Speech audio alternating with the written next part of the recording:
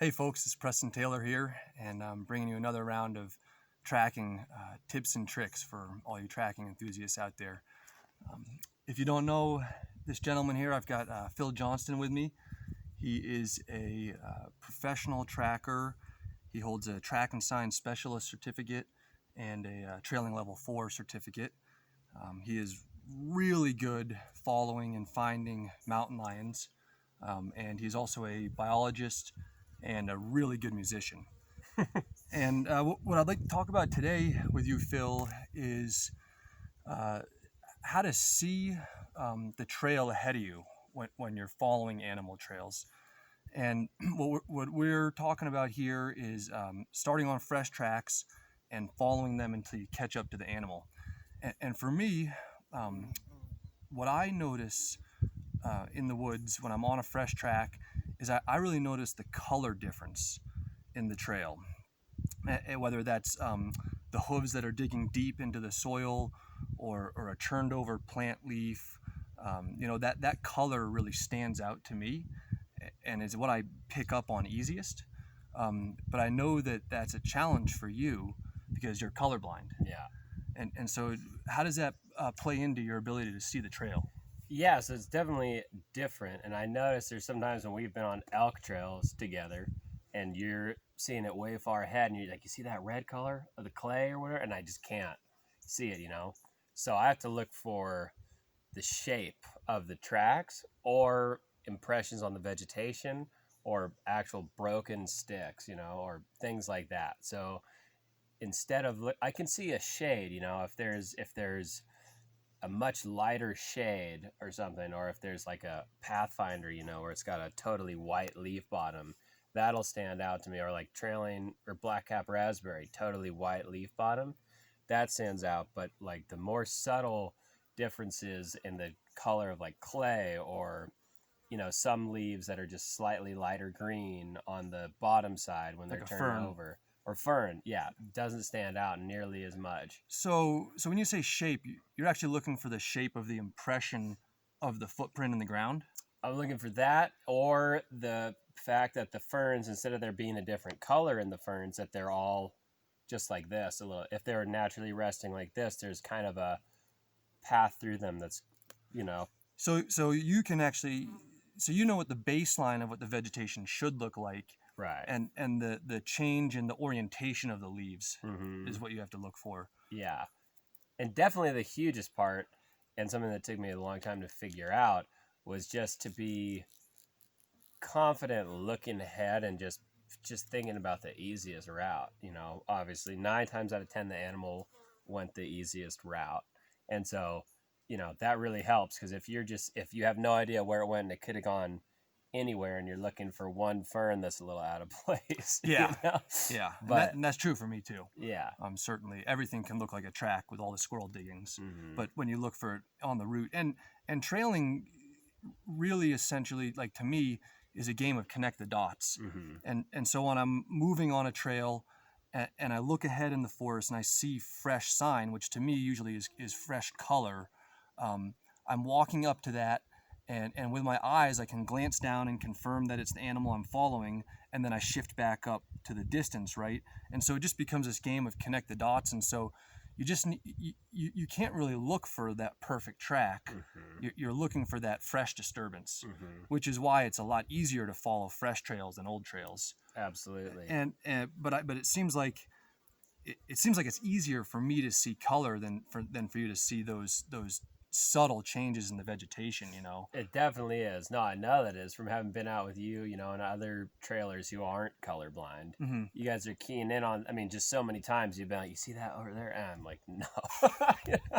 But yeah, so it's definitely about, looking for actually, the impression. Mm-hmm. And like out here in this burn that we were up in, where the fresh deer tracks are darker. Yeah. I can see that because it's a darker shade. Okay. It's like Okay. a lot. The soil is moister Mm-hmm. underneath, Mhm. than the lighter gray, Okay. soil. So, that much you can see, but then, really looking for the impressions in the duff, like especially with bear trails, Uh-huh. impressions up ahead, and actual vegetation that is bent physically, so rather than the color of some difference in it, just like the physical disturbance. Now, what about outside of those really lush vegetation areas, like when we're tracking pigs or something like that? Does anything stand out to you in that kind of substrate? Or Like in dry grass or something? no, or... in like the wet dirt kind of stuff. Oh, yeah. The wet dirt, just if it's darker, if it's a lot darker, then I can see that. But again, I'm looking more for the shape. I'm really seeing the impressions than the stuff kicked up around the edge of the track, if they're sinking in a little bit. And I think, like with mountain lions too, they leave almost no flagging or anything because they're, soft-footed animal and a small foot, and their stride is much narrower than like a bear or a human. And so when I'm trailing mountain lions, even up through the woods and stuff, you're kind of looking for the heel pad, just that little the three lobes on the back of the heel pad, and the flatness, just that little flat piece, right there. And so it seems like sometimes that reflects the light differently. It does, and so I can see that too, like here on these dusty roads.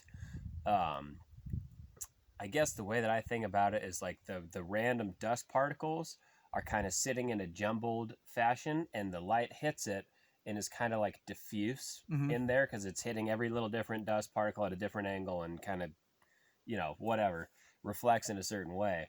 And then once you flatten it, or a bear's heel flatten it, or a lion's heel flattens it, it kind of compresses them, and more of them reflect the light in a different way. And it usually, to me, looks lighter in shade. And then brighter. Maybe, right. Yeah. So now I've noticed tracking with my really good friend Matt Nelson, who's also a senior tracker, and he's also colorblind. When we're tracking pigs, he really is focused on the textural differences of the track versus the surrounding substrate. And something that I think I've noticed uniformly is that a fresh track appears different than its surrounding substrate, whether that's a different color or a different texture or a different smell or a different looseness of the soil. It's just different than that surrounding substrate. And so Matt really sees the texture of the track as being different than the substrate, which is something I didn't pay as much attention to until he pointed that out to me, and then I started noticing it, and that's what he's looking for in when we're actually able to see tracks like in wet soil, But then when we were Matt and I were practicing for our trailing specialist evals on black bears in the really lush vegetation, a lot of what I see and just stands out to me is that turned over leaves, right? And the difference in the color of the top side and the bottom side really sticks out to me.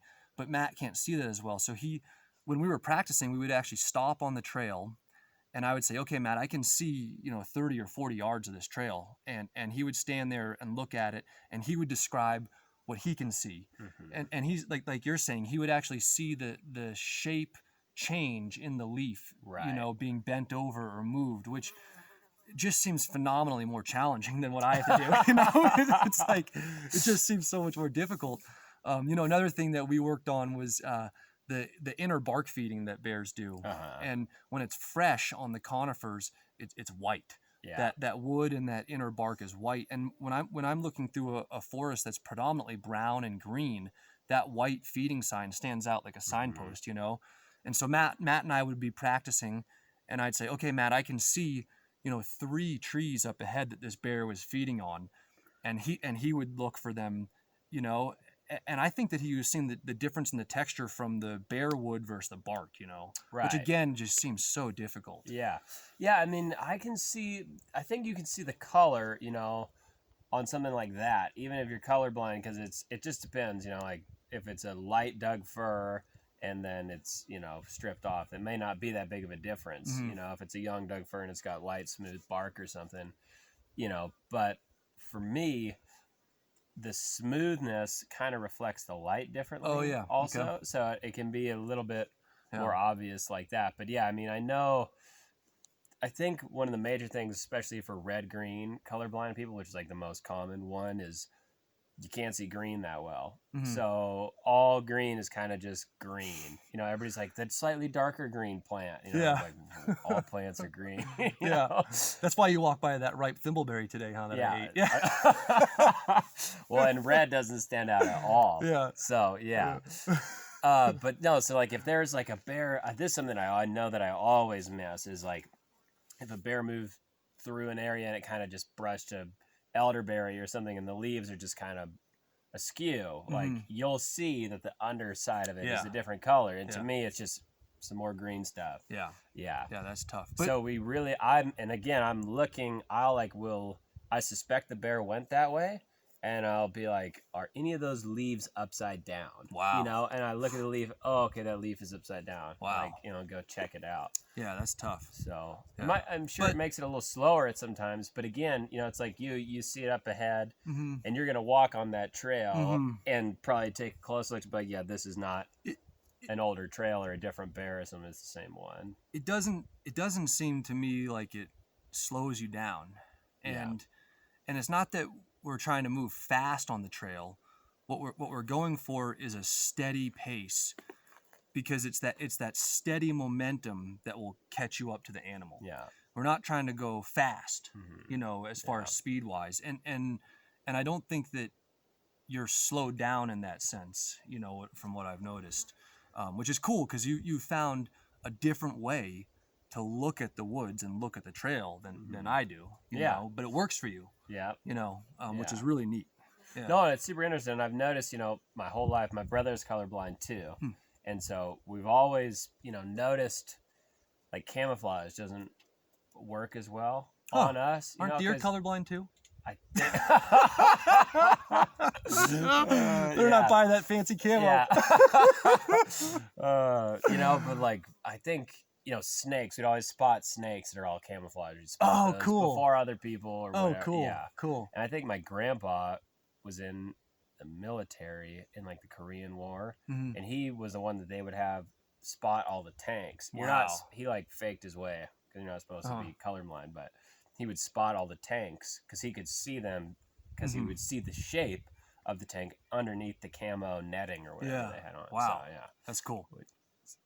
Totally a different way of going about it. But I think it's just like anything, you're raised your whole life relying on one thing, you get good at that using those features. And if you go your whole life using another skill set to identify, you know, shapes and things in the world, you kind of get good at doing that. Yeah. Well, that's cool, man. It's really neat to hear that perspective.